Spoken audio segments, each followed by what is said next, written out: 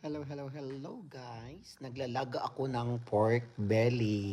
At gawin natin ito siyang pinakupsan sa Bisaya. Pinakupsang tiyan ng baboy. So yan na guys, after nilaga, palamigin lang natin siya. Tapos, i-deep fry natin siya.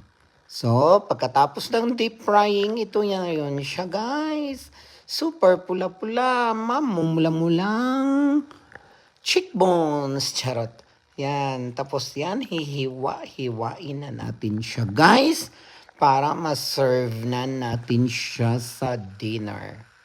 O, diba? Ang sarap niyan, guys. So, super soft siya sa loob, pero napaka-crispy ng balat. O, para siyang lechong kawali.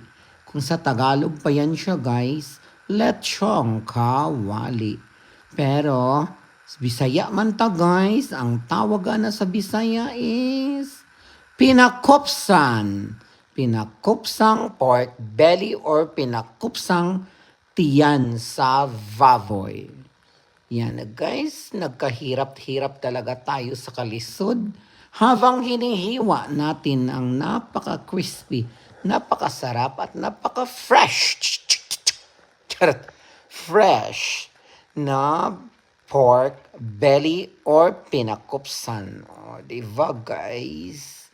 Tapos, gawa lang tayo ng sausawan niya na hiniwa-hiwang onions, garlics, and tomatoes. Tapos, lagyan ng tuyo at soka.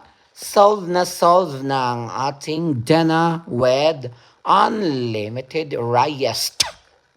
Charot. Rice terraces. Charot.